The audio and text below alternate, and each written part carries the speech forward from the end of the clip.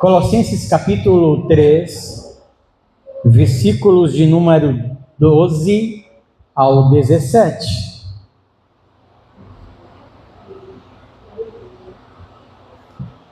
Se acharam, digam amém. Amém. E assim diz a palavra do Todo-Poderoso. 3, do 12 ao 17. Agora sim. Revesti-vos, pois, como eleitos de Deus, santos e amados, de entranhas de misericórdia, de benignidade, humildade, mansidão e longanimidade, suportando-vos uns aos outros e perdoando-vos uns aos outros. Se alguém tiver queixa contra outro, assim como Cristo vos perdoou, assim façam vocês também. E sobre tudo isso, revesti-vos do amor, que é o vínculo da perfeição, e a paz de Deus, para a qual também fostes chamados em um corpo. Domine o vosso coração e sedes... eu perdi a leitura aqui.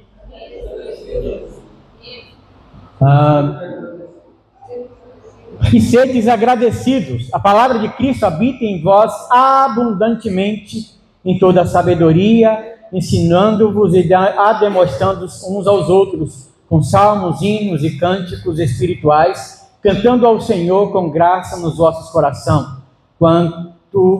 tudo quanto fizerdes por palavras ou por obras, fazei tudo em nome do Senhor Jesus, dando por ele graças a Deus. Amém. Deus amado, no nome de Jesus, eu concordo com cada palavra que a tua serva acabara de orar, e nós entendemos que o Senhor tem recebido essa oração.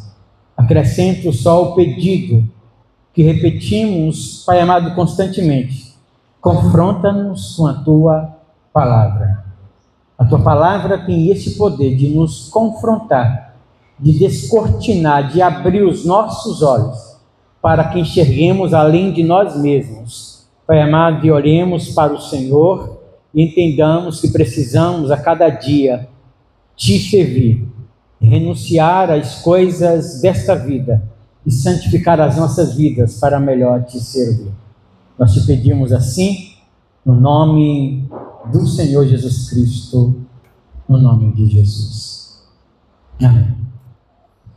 Meus irmãos, conta-se uma história de um jovem que foi contratado em uma grande empresa e, chegando o dia, ele foi ali na empresa para começar a trabalhar, e ele então foi recebido pelo gerente que o contratou, que lhe deu um uniforme com a logomarca da empresa, a logomarca e o nome da empresa, e disse: olha, você está recebendo esse uniforme, e esse uniforme passa a ser quem você é nessa empresa. Então, ao vestir esse uniforme, você vai fazer a propaganda dessa empresa com as suas palavras, com as suas atitudes e com o teu comportamento. E você, com essas coisas, vai dizer quem é você e quem é essa empresa, porque você vai representar essa empresa. Passando dias, aquele moço percebeu que mesmo quando ele estava fora da empresa e usando aquele uniforme, as pessoas esperavam dele respeito, esperavam dele honestidade e simplicidade. E o que nós lemos nesse texto, nós aprendemos que o apóstolo Paulo lembra que, como eleitos de Deus, nós somos santos e amados, e somos chamados por Deus para vivermos de uma maneira coerente com o novo status que temos agora. Nós somos chamados por Deus e devemos mostrar que essa nova criatura e essa nova identidade que nós temos, ela não somente nos mede por palavras, mas essa nova identidade não é dita apenas com a palavra, nós dizermos, nós proferirmos com autoridade, às vezes com orgulho, que somos de Deus, que somos filhos de Deus, que somos a igreja de Deus, mas, sobretudo, as nossas atitudes, os nossos comportamentos e os nossos relacionamentos vão dizer qual é a minha identidade em Cristo Jesus. Obviamente, o cristão foi vestido, é chamado por Paulo para se vestir, se revestir de Cristo. E esse revestimento demonstra o quanto nós vivemos em amor, em paz e gratidão diante do Senhor. Olhando para esse texto, irmãos, nós vemos algumas coisas que,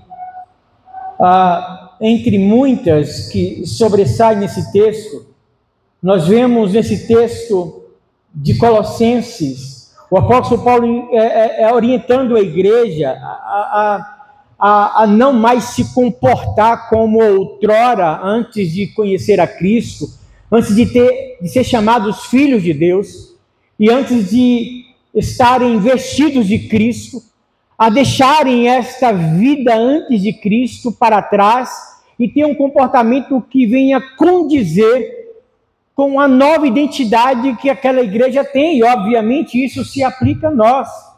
Nós queremos, de uma maneira breve, nesta noite, falar sobre, ao sermos revestidos de Cristo, nós somos feitos, ou vestidos de Cristo, revestidos de Cristo, para viver uma vida em comunhão.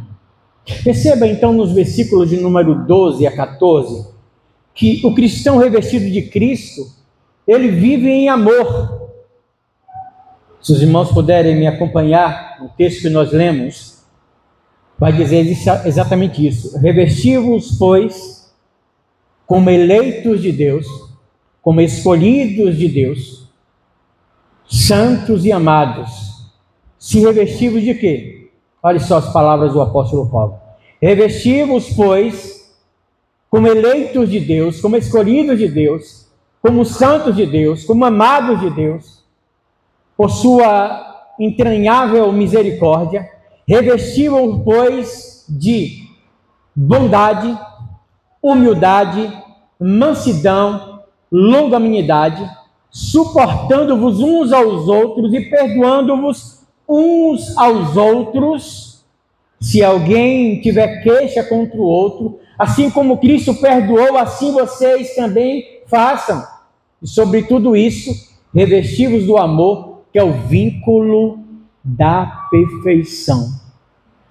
O que o apóstolo Paulo está orientando aqueles irmãos é que, como escolhidos de Deus, como escolhidos e filhos de Deus, esses irmãos devem se vestir então de Cristo, e se vestir de Cristo implica em se vestir de misericórdia, de graça, de bondade, de longanimidade, e sobre todos esses adjetivos e essas qualidades, deve colocar a maior de todas as qualidades, que é esse sobretudo, revestai-vos e sobretudo se vistam do amor, que é o vínculo de toda a perfeição.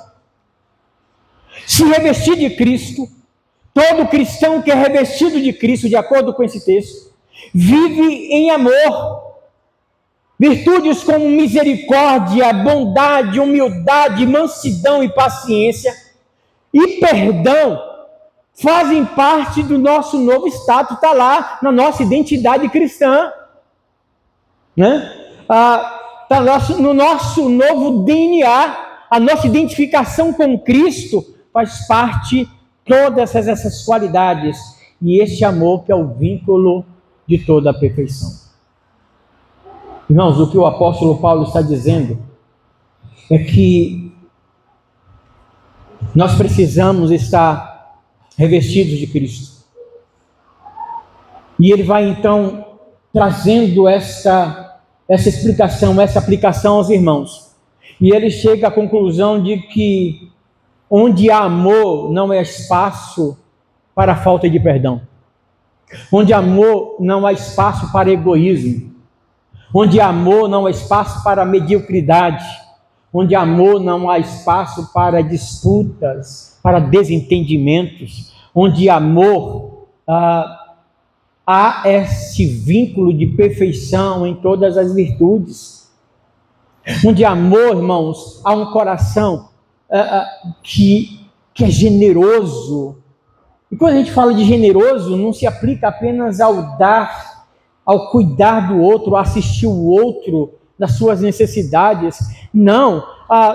Quando a gente fala de generosidade à luz das Escrituras, quando a gente fala de generosidade de acordo com o caráter de Cristo e com o fato de nós estarmos vestidos de Cristo, quando a gente fala sobre generosidade, é entregar tudo aquilo que recebemos da parte de Deus. E olha, nem todos receberam uma boa quantia monetária para que possa distribuir e atender os pobres nas suas necessidades. Não, nós estamos falando de Cristo e do Evangelho que nós recebemos, que é a maior de todas as riquezas.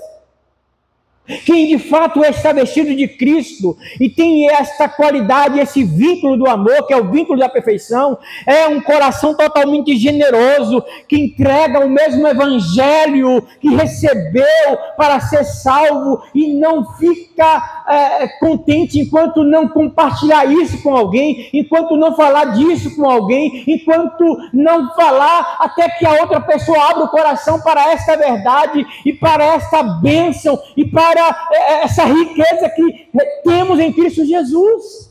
O coração generoso tem sim, diz respeito sim a essa questão de comunicar com os santos nas suas necessidades sim, tem essa questão material e financeira sim, tem isso sim, e a Bíblia diz que quanto mais a gente abençoa o outro, mais Deus nos dá a condição de fazê-lo, mas generosidade sob esse prisma de Deus e desse novo caráter diz respeito a todas as riquezas espirituais para a vida do outro. E o apóstolo Paulo diz que aquele que é revestido de Cristo, ele vive em amor. Ele tem um coração generoso. Ele entrega tudo o que recebeu de Deus e compartilha com o outro. Eu quero entender que todos que estão aqui não têm recebido de Deus somente das coisas materiais. O apóstolo Paulo falando sobre isso, olha, se nós esperarmos em Deus somente nas coisas deste mundo, nós somos dignos de lástima. Mas o apóstolo Paulo entende que as maiores riquezas são as espirituais. Aleluia! O próprio Jesus diz que as maiores riquezas são aquelas que a traça não pode corroer e que o ladrão não pode roubar. As maiores riquezas que nós podemos ter e compartilhar são as riquezas espirituais em que ninguém pode tomar. E o apóstolo Paulo diz isso e repete isso de inúmeras vezes, e ele fala que a maior riqueza que ele tem não são os bens, não é o seu próprio conhecimento que ele adquiriu com a experiência da vida, estudou e dedicou-se a tudo isso, nem o seu ministério é a maior riqueza e a pregação para todos, mas a maior riqueza que ele tem e tinha, que ele compartilhou, foi Cristo, o Evangelho, e todos podiam tirar tudo dele, mas ninguém poderia separá-lo do amor de Deus que está em Cristo Jesus.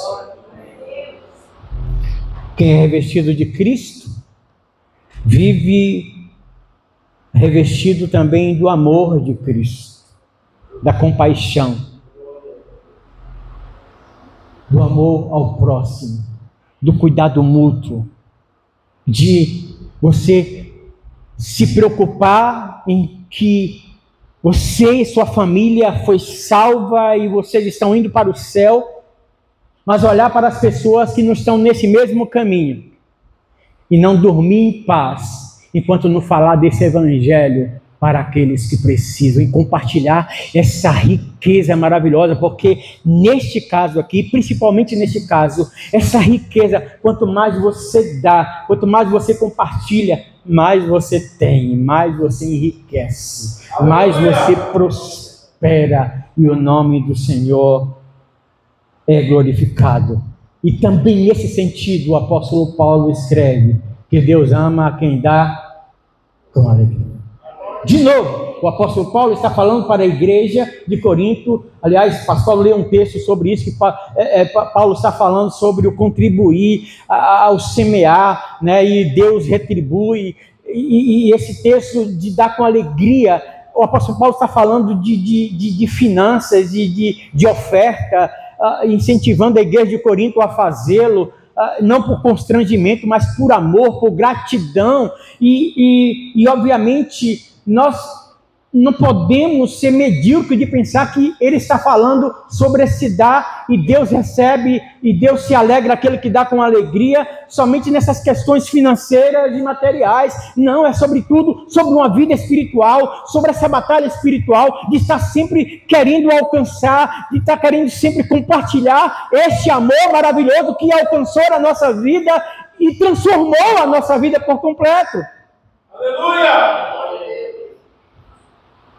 Eu sempre digo que o diabo, ele está condenado ao inferno. E todos nós sabemos disso, e ele sabe disso. Ele está condenado. E vai chegar um momento que ele vai ser lançado lá. Definitivamente. Só que ele não quer ir sozinho. Ele quer levar um monte de gente com ele. Ele vive operando neste mundo, viu? Através do seu sistema. E nós também sabemos para onde nós vamos. Amém? O incrível é que muitos crentes querem ir para lá sozinhos. A gente tem que levar o máximo de gente possível. E isso só é possível quando nós temos um coração generoso, revestidos do amor de Cristo, e compartilhamos a riqueza inefável de Deus colocado na nossa vida. Amém. Mas o texto continua. Versículos 15 e 16 vai dizer assim: que o cristão revestido de Cristo, a paz de Deus, na qual também foram chamados em um corpo, domine os vossos corações, e vocês sejam agradecidos. E a palavra de Cristo habite em vós um pouquinho de cada vez. Amém? Não. E a palavra de Cristo habite em vós uma pequena porção. Amém? Não. Amém também não.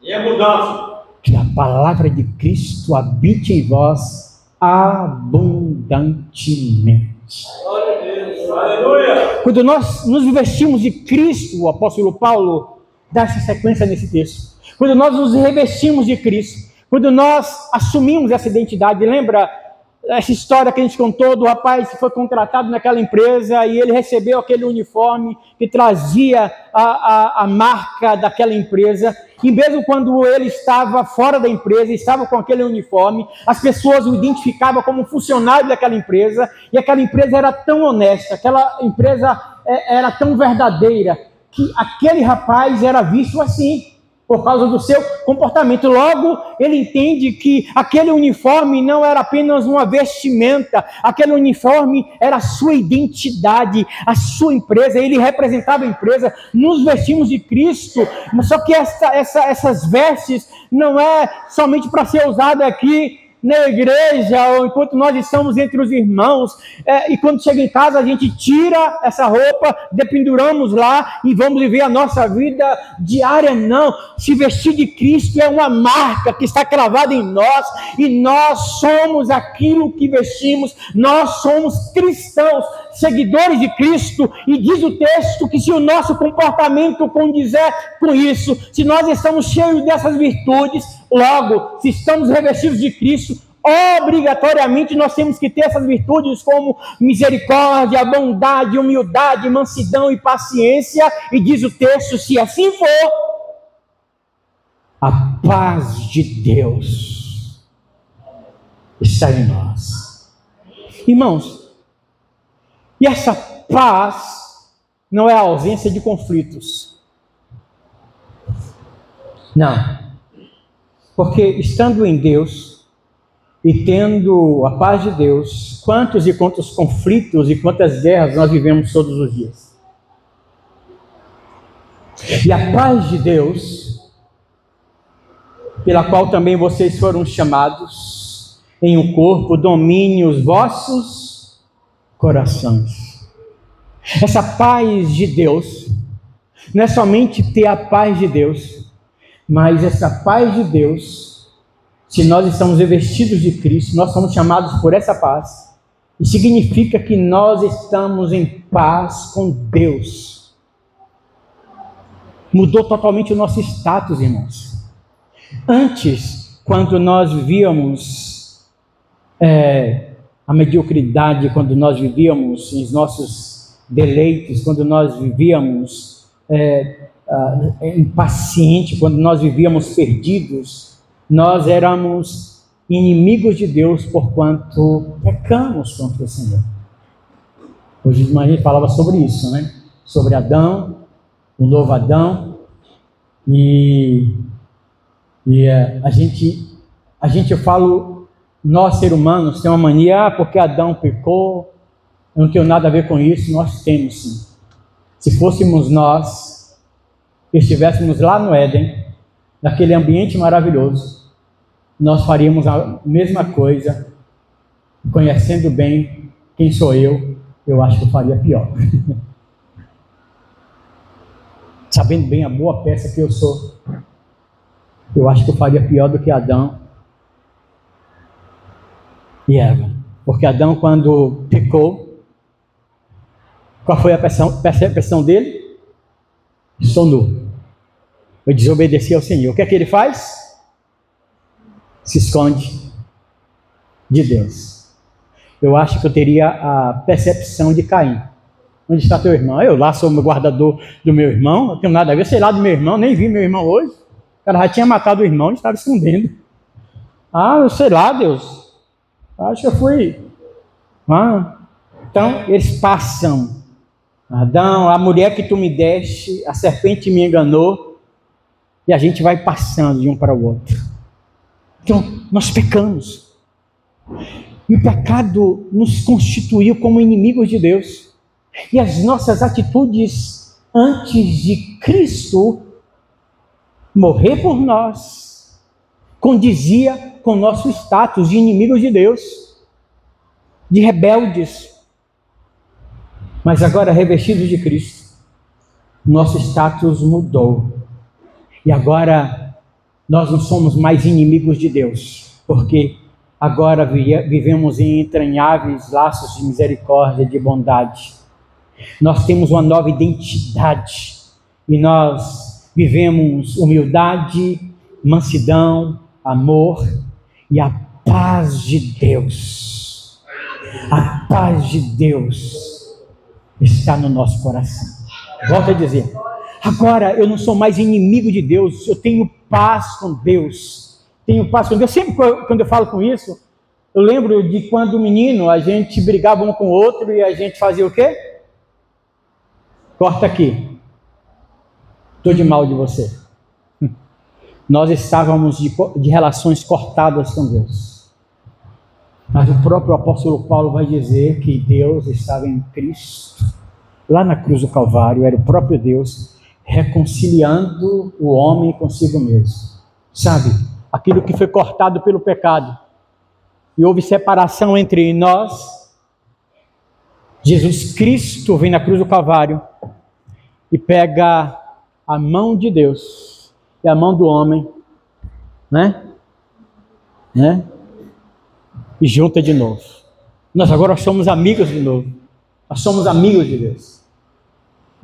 O próprio Jesus vai dizer que essa paz nos traz essa tranquilidade, e mesmo diante das dificuldades da vida, a paz de Cristo vai governar o nosso coração.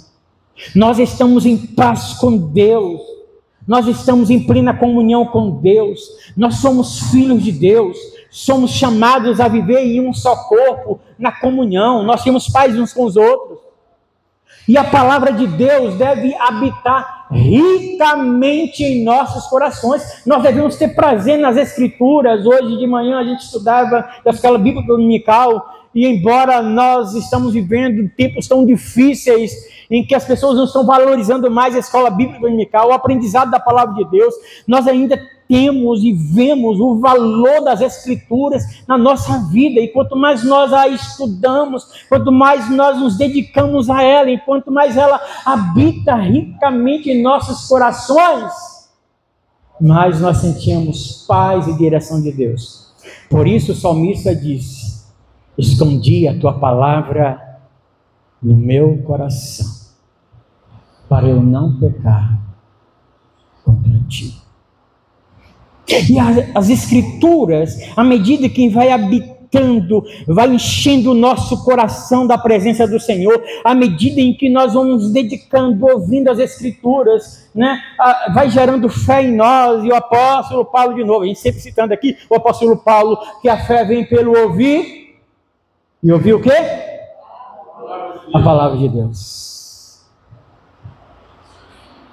E aqui ele diz para os irmãos, que à medida em que nós somos revestidos de Cristo e vivemos essa paz, em que a paz de Deus governa o nosso coração, em que a palavra de Deus vai governando as nossas ações, as nossas decisões, é esse árbitro que vai conduzindo e vai nos mostrando, abrindo os nossos olhos para as nossas decisões, para os nossos relacionamentos interpessoais, para as nossas atitudes, para as nossas ações do dia a dia, e a palavra de Deus vai nos governando. Nós temos a paz de Deus que está em nosso coração e na nossa vida. Por último, a paz de Deus caminha junto quando a palavra de Deus habita e governa nossos corações. Versículo 17 vai dizer o seguinte: tudo quanto fizerdes por palavras ou por obra, façam tudo em nome do Senhor Jesus, dando por ele graças a Deus Pai. Quando nós somos revestidos de Cristo, nós temos um coração cheio de gratidão.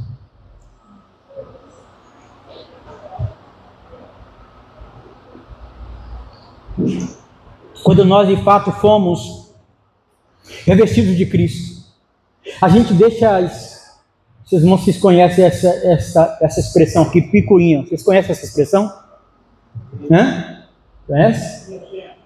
É realidade para nós lá no interior da Bahia. Essas coisinhas, né? Essas discussõezinhas, essas conversinhas que não levam a nada, essas queixazinhas, sabe? Quando nós estamos cheios de Deus, a gente não tem tempo para esse aí todo mundo conhece, esse mimimi. Cada vez mais, cada palavra que a gente profere só serve para edificar. Cada palavra que a gente profere, a gente pensa muito e não fala nada, não diz nada, não pensa nada e não age de forma alguma que possa não glorificar a Deus. Mas também edificar aqueles que estão me ouvindo, gerando vida naqueles que me estão ouvindo. Cada palavra e ação deve glorificar a Deus. A gratidão deve marcar a vida de todo crente. De novo, nós falávamos hoje de manhã sobre gratidão e usavam uma linguagem bem humana, medíocre, mas humana, para dizer se tem uma coisa que deixa Deus doido. Medíocre por isso, e uma linguagem bem humana por isso. Deus é apaixonado por gente que tem coração grato. Deus é doido. De novo, irmãos, isso é uma heresia falar isso. Só estou tentando me fazer entender Deus é doido por gente que tem um coração cheio de gratidão, que não reclama, de gente que não blasfema, de gente que não fica murmurando, de gente que não perde o seu tempo reclamando da vida e botando a culpa em todo mundo pelos seus fracassos e dificuldades. Em tudo ele é grato a Deus. E Deus é capaz de mover o mundo por causa dessa pessoa. Porque a gratidão deve ser uma ação imediata, uma qualidade imediata de todos aqueles que foram chamados por Deus. E quando essa pessoa ainda não foi chamada, e essa pessoa age com gratidão, Deus vai lá buscar essa pessoa e vai salvar essa pessoa. Nós falamos sobre isso hoje pela manhã, e Deus pegou Cornélio, um homem que tinha um coração muito grato, e as ações de gratidão, de humildade, de misericórdia que ele fazia subiu diante de Deus. Deus pegou um apóstolo controverso, porque entendia que os gentios não eram dignos de ouvir a palavra do evangelho, e Deus deu uma visão para o apóstolo Pedro de vários animais impuros, e descia no lençol, descia ali, e Deus mandava que ele comesse, e ele falava, não, eu nunca comi coisa impura nenhuma. E Deus insistia, e não chame aquilo que Deus purificou de impuro, e ele está naquela luta, naquela visão, até que chega algumas pessoas ali procurando por Pedro, e Deus fala, pode ir com ele, porque eu vou salvar um homem que você considera impuro, mas eu alcancei aquele homem com a minha graça, com o meu perdão. Vai lá falar para ele, porque Deus viu em Cornélio um coração cheio de gratidão.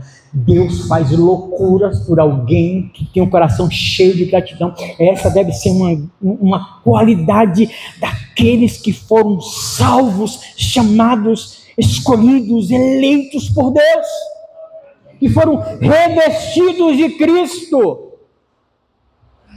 O crente, ele não pode viver dividido, né? A mesma boca que adora a Deus, murmurar e reclamar. Um dos salmos vai falar seriamente, eu acho que o 68, eu não lembro agora qual dos salmos.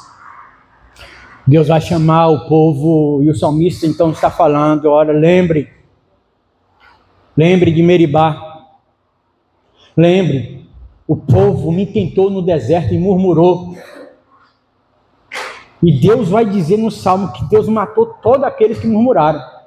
Sabe quem entrou na terra prometida de toda aquela geração? Daquela geração, toda aquela população de milhares e milhares de pessoas que saíram lá do Egito e atravessou o deserto. Todos aqueles que murmuraram pereceram no deserto, entrando daquela geração, Josué e Caleb, que não murmuraram. Se Deus ama um coração grato, Deus abomina um coração ingrato e murmurador. Eu sempre gosto de repetir isso também, quando eu falo sobre murmuração. Murmuração, diante de qualquer situação, você dizer assim, Deus, o Senhor fala que é Deus, mas o Senhor não sabe o que está fazendo não, olha o que está acontecendo na minha vida. O Senhor fala que é Deus, que é bom, e que o Senhor está no controle de todas as coisas, mas o Senhor não sabe o que faz não. O Senhor não tem controle de nada. Olha só o que está acontecendo. E começa a reclamar. Começa a murmurar. Ninguém tem coragem. Quem tem coragem de falar isso com Deus? O Senhor não sabe fazer as coisas. Quem tem coragem de falar isso com Deus? Ninguém, né? Mas quando a gente murmura, quando a gente reclama, está dizendo, Deus, o Senhor não sabe o que faz, não. O Senhor deveria fazer assim, assim, assado. Eu sei como é que deveria fazer. O Senhor não está agindo como Deus, não. Quando a gente murmura, a gente está dizendo exatamente isso. E Deus espera de nós nada menos, nada mais do que apenas gratidão. Deus está no governo de todas as coisas. Sabe, a nossa identidade, quando a gente olha lá a sua identidade qual é a coisa que mais te identifica ali? Hã? Foto. Você olha assim, você vai passar por um aeroporto, né, Beth? Você olha aqui. Por isso que hoje, geralmente, é 10 anos, né? A foto da identidade tem que trocar. A cada 10 anos, acho que tem que trocar. A cada 10 anos, muda. Por exemplo, se um passaporte, se você tirar ele quando você está de barba, você deve ir lá com barba. Não é? Depende do lugar, você não tem o visto aprovado. Mas, enfim, o que identifica na nossa identidade não é o nome e as informações que está ali. É a foto. Principalmente a foto. Obviamente tem a digital lá também, né? Tem a digital. Mas na hora, no momento ali que você está passando, está vendo, averiguando no documento, está olhando a foto. Você é parado numa blitz, alguém pega a sua carteira de habilitação, a sua CNH, o guarda olha e olha. Realmente é esse camarada aqui mesmo, né? Sabe o que é que nos identifica? O nosso comportamento. Não basta dizer eu sou filho de Deus, estou cheio de Cristo, a paz de Deus impera em mim, sou servo de Deus, né? Sou da igreja presbiteriana renovada de Vazante, sou crente, né? Aqui minha credencial. Essa credencial não serve. É o teu comportamento que é a foto. E são as tuas atitudes que identificam você. São as minhas atitudes, os meus comportamentos que me identificam se eu sou ou não filho de Deus. Esse revestimento de Cristo, esse sobretudo que eu fui vestido pelo Senhor, traz a logomarca Jesus Cristo, Filho de Deus. Mas a foto que está aqui para me identificar são os meus comportamentos, as minhas decisões e as minhas atitudes. O retrato do cristão revestido pode ser resumido, então, em 3 coisas aqui nesse texto. Se ele vive em amor, se ele vive em paz e se ele vive em gratidão. Não ingratidão, se ele vive gratidão. É melhor assim, né? Para não ser confundido. Ele vive gratidão. Nós somos chamados por essa palavra. E o apelo do apóstolo Paulo àquela igreja ecoa os tempos e atravessa os tempos e ecoa aqui. E esse mesmo chamado, esse mesmo apelo é que possamos diariamente ser vestidos com esse uniforme de Cristo, que venha conferir em cada palavra e relacionamento que nós vivemos que somos filhos de Deus. E a paz de Deus, pela qual fomos chamados, vai confirmar isso. Porque Ele colocou em nós o Espírito Santo, que testifica com o nosso espírito, mas mostra através dos nossos comportamentos e ações que nós somos filhos de Deus. Vamos colocar em